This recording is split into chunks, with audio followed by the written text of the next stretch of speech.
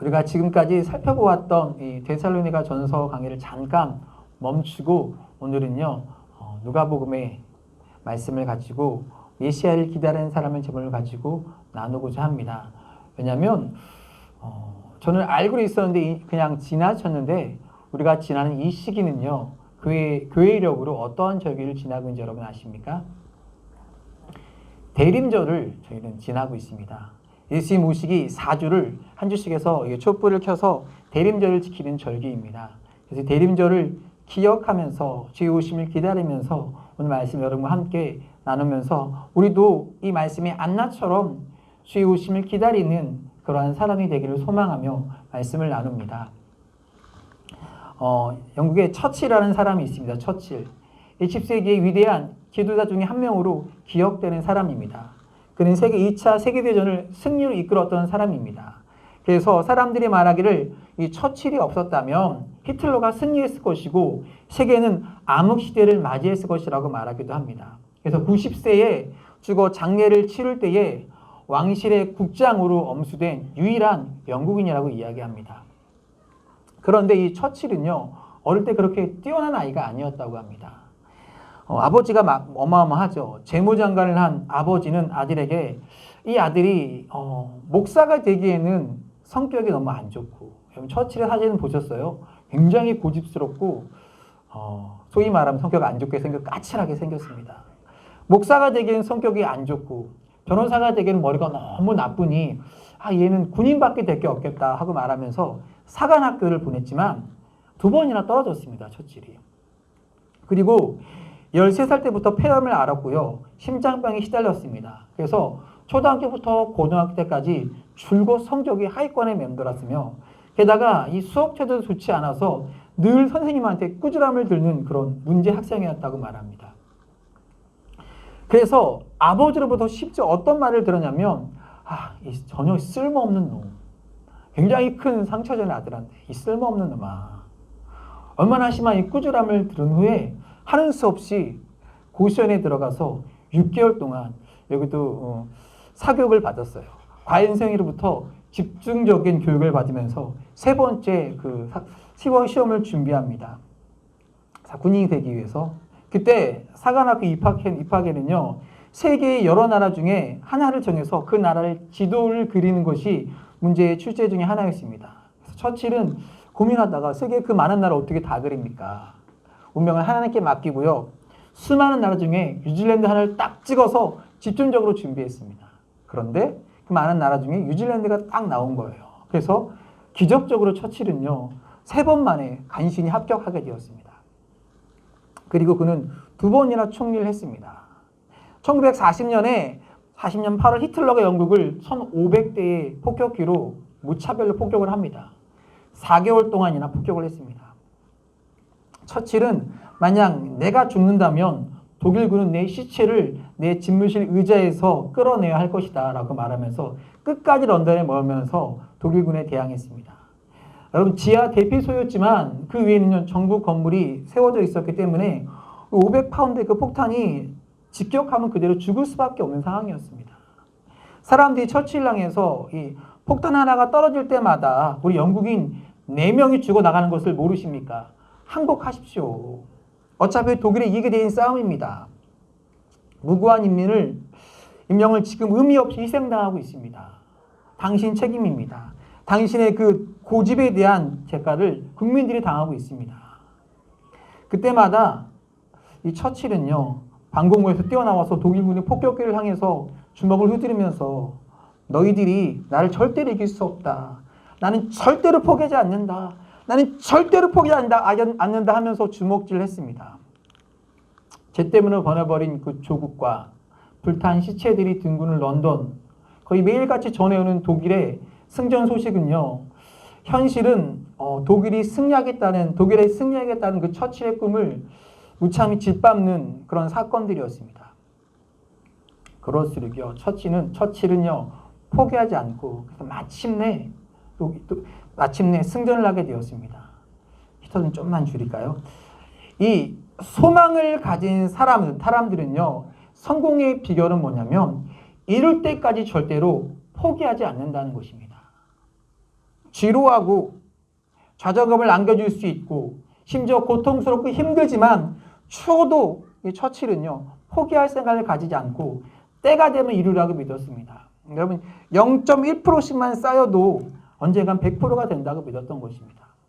나무 한 그루가 자라서 제대로 자라려면 50년, 100년을 기다려야 합니다.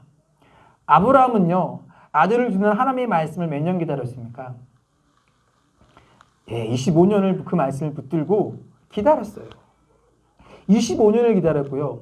노아는 몇 년 기다렸죠? 방주를 지라는 말씀을 듣고 120년 기다렸고요. 모세는 광야에서 몇 년 있었죠? 40년 있었고요. 다윗은 왕일 때까지 17년을 기다렸어요. 여러분은요, 여러분이 바라고 원하는 것을 향해서 얼마나 하나님 앞에 기다리고 있습니까? 정말 우리가 원하는 것, 아직 이루어지지 않은 기도, 그렇다면 우리는요, 더 기다려야 하는 것입니다.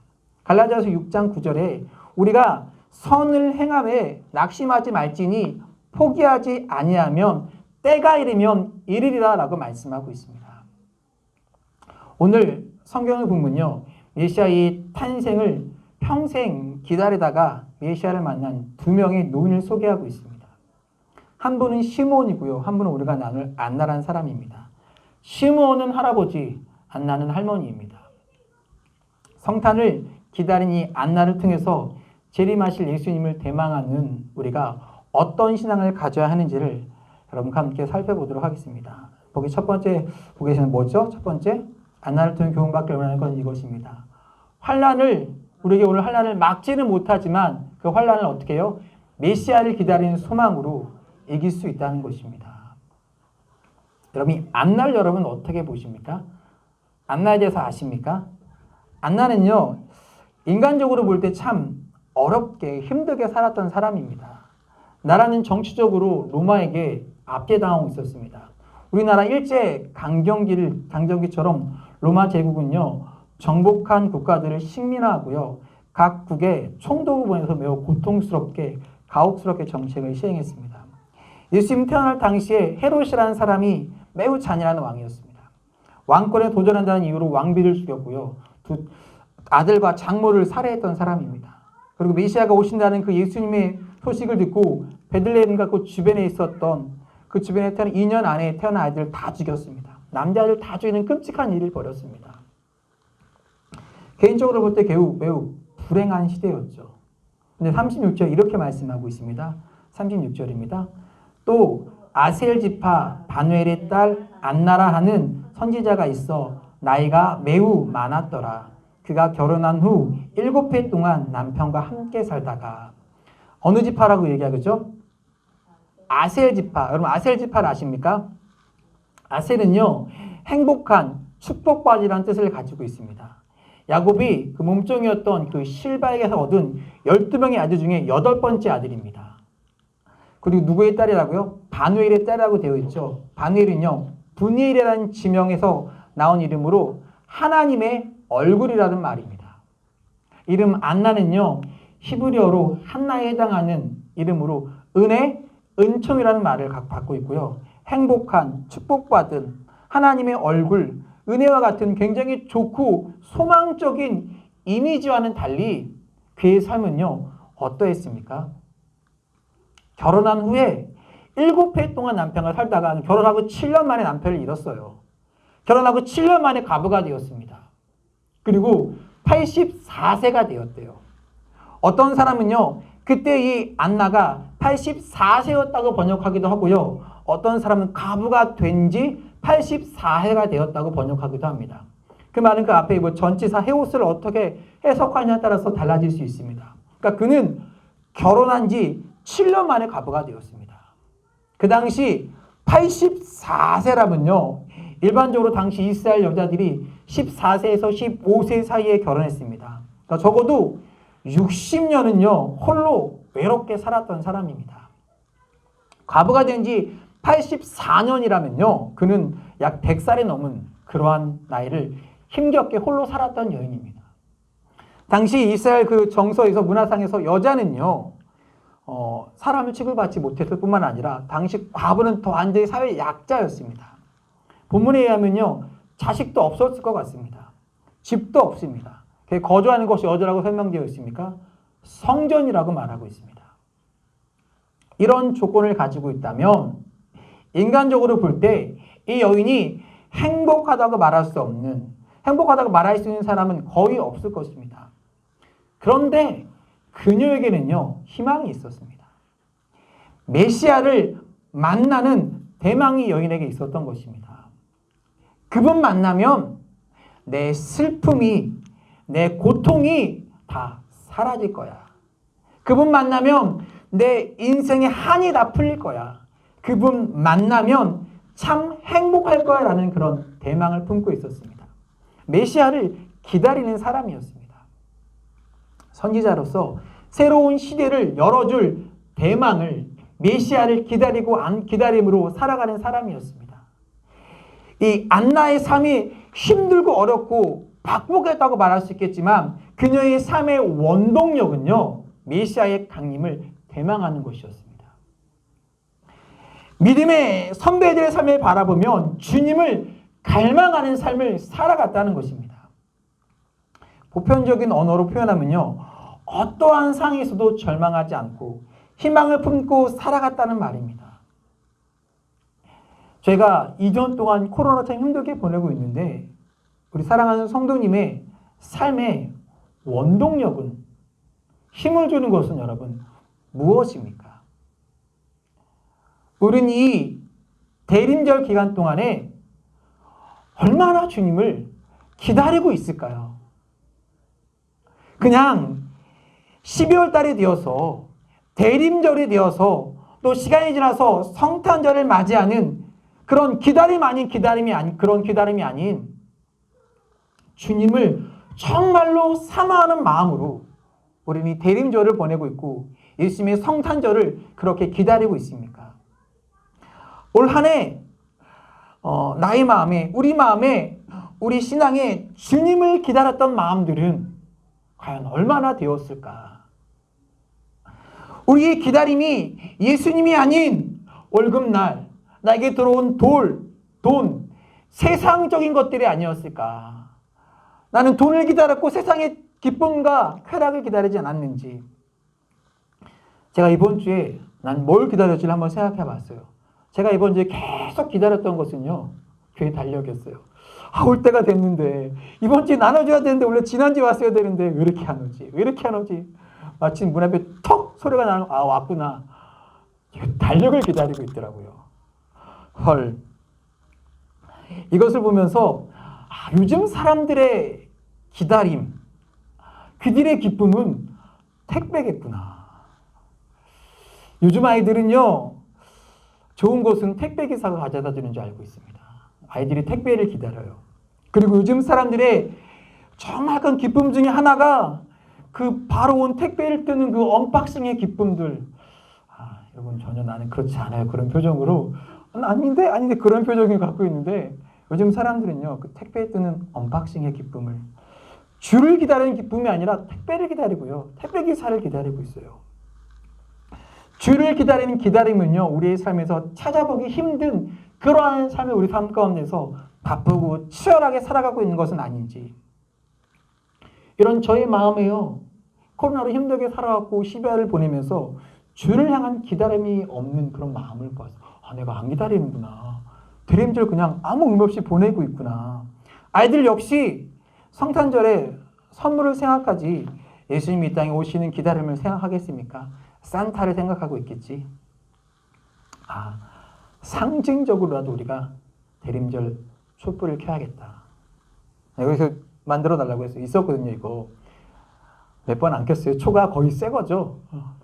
제가 자랐던 구단에서 이런 거 안 했거든요. 왜? 예수님을 기다리고 예수님에 대한 소망을 갖고 싶어서. 왜 우리는 예수님을 기다리고 예수님을 향한 소망을 가져야 할까? 오늘 제가 간략하게 나누겠지만 내년 첫 2022년 1월에 산 소망에 대해서 자세히 나눠보려고 합니다. 예수님을 향한 소망이 있다면요, 우리는 어떤 어려움과 고통이 있어도요, 견딜 수 있는 것입니다. 신학자 틸리는요, 희망은 인간에게 살아야 할 의미를 제공한다고 이야기합니다.